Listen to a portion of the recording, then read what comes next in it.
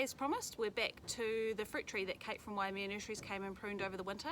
So I'm going to show you how to do summer pruning.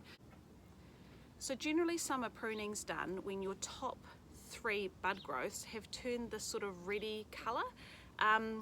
If it's still green and fleshy, it means that it's going to put more green and fleshy growth off, and by pruning it once it's turned red, it actually means it's a perfect time where it's going to send energy into the fruit and into sending the tree outwards rather than upwards. This is especially important for things like pears, who love to grow vertically because they want to get to about 4 to 6 metres high. So with the tree behind me that Kate came and pruned, you will be able to see that there's a lot, again, new upright growth on it.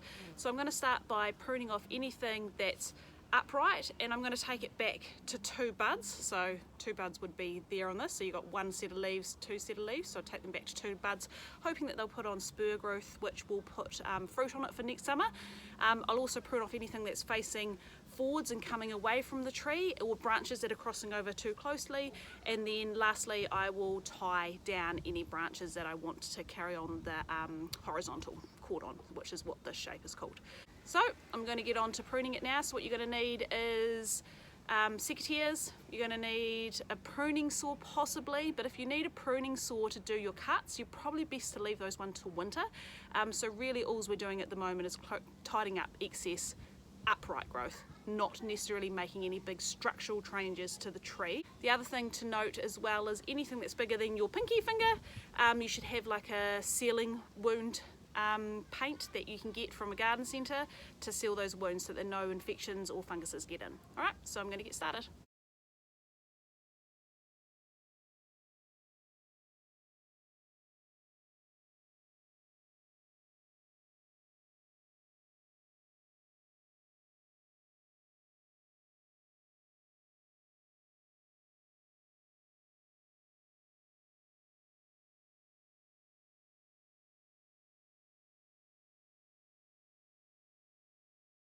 So as you can see, we've had a general quick tidy up. I've left some of these longer branches not gone down to 3 buds yet because I want to see what the shape's going to look like before I start doing it. I'm going to tie branches down now as I go, and I'll still carry on with some pruning, and probably when I get to the top I'll have to go up the back of a retaining wall. But when tying up these sorts of things, it's really important to use a good quality tie. You can use old pantyhose and stuff as well, but what happens is the insects, the bugs and stuff get caught in there and they sort of make their new homes in there because it's nice and warm. So don't use metal, use something that's got like a really soft plastic around a metal to tie it up nicely, or even like your soft ties and stuff, or material ties are really good too, but again be careful of bugs harbouring in there. So the McGregor's soft twist ties are really good, so you just cut them to size and then you start tying up. So for me, sorry, I'm just going to put those in my pocket. You can see these sorts of branches here are the next natural progression to start tying up. I usually leave a little bit of extra because then I can loosen that off as the branch gets thicker as well. And again, never tie down the end because you want that to keep growing across until it gets to the length that you want it.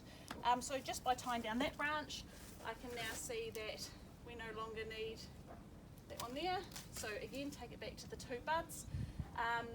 That's that branch that you saw last, like in the previous video, that Kate took from up here and started training along that wire because I didn't have any bud growth along this area here. So that guy there, because he's pretty much mixed that other branch, I don't actually want him to go any further. So I'm going to tie him down flat so that he won't put any more length across. And then what will probably happen is this little bud here, if I wanted to, I could fill up with the wire along there. I can also see that because this branch here is coming along, and you can actually see it's got quite a bit of dieback in it, so that's not going to come away again. So I'm going to untie that one. From last year, I'm going to have to take that back to there. Now what will happen is this downward facing bud will grow along that way. You don't want to prune to an upward facing bud because then it's going to start going up that way, which defeats the purpose of having it espaliered. The other thing I can see along here too is this branch has literally progressed, and so I could carry on with this wire with this whole branch rather than using that branch at all, which is actually probably what I will do. So what else you can see here is now that I've tied that branch up along instead of this branch, before you go ahead and cut that branch off, make sure you haven't got it tied anywhere else. The number of times I've cut off a branch because I haven't looked to see where it's going, you'd be surprised. So have a look at it. It's not attached to anything, so that's going to be a useless branch for me now. And again, that cut's way bigger than my pinky, so I definitely need to seal that with a sealing paste. You can also see in this area, so I've trained that one along. Make sure you take any mummified fruit off, otherwise it's going to cause disease.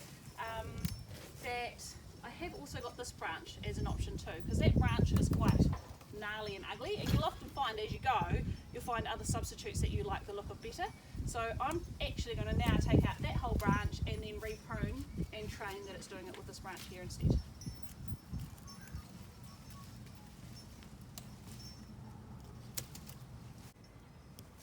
So you can see I've taken out that gnarly branch. I'm going to tie this one. Now it's a bit of a stretch for it, because you can see it's got quite a bit of upright growth up here, up in there. So that's actually probably too far down, and I might need something a little bit bigger to give it a little bit of room to move. The other reason why summer pruning is really good is because the branches have got sap blowing through them, so it makes it a lot easier to manoeuvre things how you want them.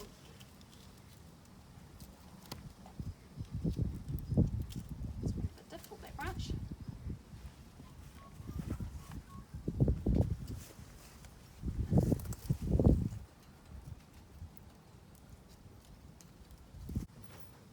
Alright, so the next thing you can see is we've got some nice branches along the top that I obviously need to tie down, but it also makes these branches here obsolete. So I don't need those, and I don't need that one because it's coming out face frontwards, and same with that guy. And if I was growing another tier upwards, I would keep that branch, but because I'm not, it comes out because that's my top tier. The other thing I can see naturally is obviously this branch is too big compared to the rest. I've left it because it's got fruiting spurs, but this tree honestly produces so much, so I'm going to take it out anyway. And then the only last things to do is just to retie some of these branches. So that one there that's just a little bit floppy, you could retie him. For me, again, the stem there's already nice, so I'll just come along and tie him a little bit further down.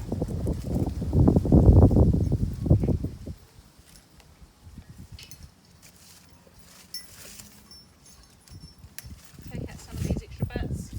You don't actually have to leave these sorts of ones here if you don't want to. And lots of people ask about this sort of growth around the bottom of the pear. Unfortunately, nothing you can do about it. It's vertical, it's going to want to grow up, it's from the rootstock. The only thing you can do is keep chopping it off as it grows. So that's looking pretty good. Again, make sure you take off mummified fruit, which is all this stuff here, because it causes disease in the tree. And then again up here, so have a look through and just make sure that you take any of those guys off so you don't cause any diseases. Again, you don't have to leave these sorts of ones on. I like to, because hopefully we'll get some fruit off it. And then you'll decide probably to take a few backwards that you don't actually need in place. Hello Leo. This dog loves to eat pears off our pear tree. So you can already see it's starting to look better. This branch here is quite gnarly, and it's actually off the same tree. I've got this bit here growing along, and I think I was having issues at one stage, so I was starting another leader to come off, so I had the option to grow across.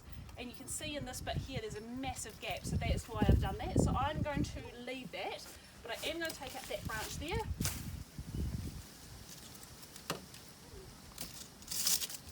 Because we've got this one here coming up.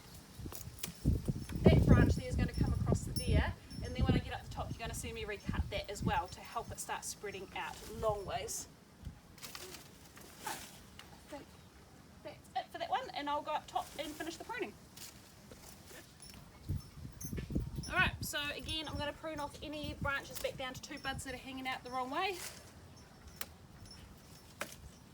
These guys are coming up in the air, so I don't need those because I actually want the height to stop there. Again, try to prune to an outward facing bud, so it's going to grow in the direction that you want it to grow. If you prune to an upward facing bud, it's all going to grow upwards. We'll come back to that gnarly branch.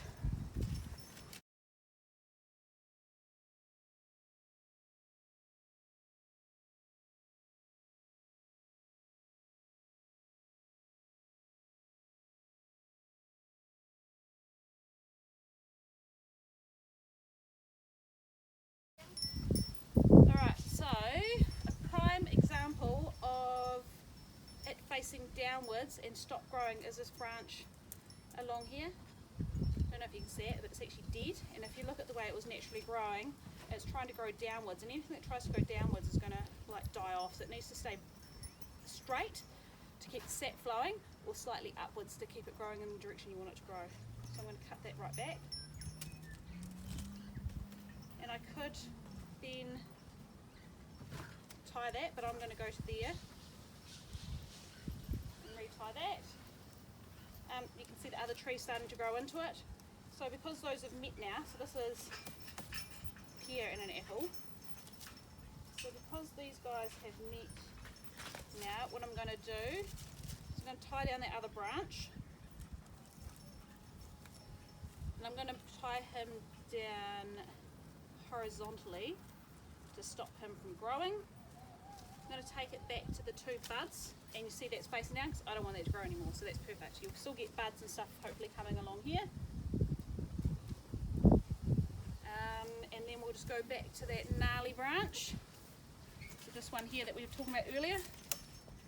Alrighty, so first thing I'm going to do is I'm going to loosen his tie from last year because he's put on a lot of growth, and what you do is you start getting some stem damage because it starts cutting into the stem even though it's soft.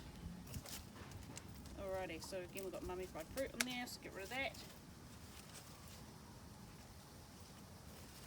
And I'm actually going to tie him back in two places this time because he's such a strong branch that I want him to have a little bit more space, and I don't want it to be so tight and all that pressure going on him at the top.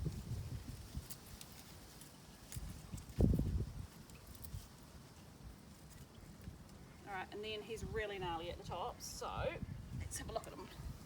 Right, we know we don't want it to grow any higher, so we're going to take this out. That's the first step. We know we've got this branch over here, so we're not going to need any of these little fellas, and I've got some facing backwards towards me. I'm going to try and retie him so he gets a bit of a chance to grow upwards rather than downwards. Oh, it's old tie from last year, so it's not holding very well. And again, we know we don't want him growing upwards, so we're going to prune him right back. We'll put some woolly aphid in there. Time to give these guys a spray. And then what will hopefully happen is this guy's either going to come meet him, and then we'd actually just take that whole growth tip out. Now we've got one more branch to retie. This is this fella here. We don't want to put too much pressure on him by tying him like towards the end, because you can see how heavy the branch is down there. So the best thing we can do is tie him sort of where the heaviness is happening, back there. You could offer another little tie in there. I've run out in my pocket of tricks, and then yeah, we're pretty good. If you've got any questions, ask them in the comments below. Thanks.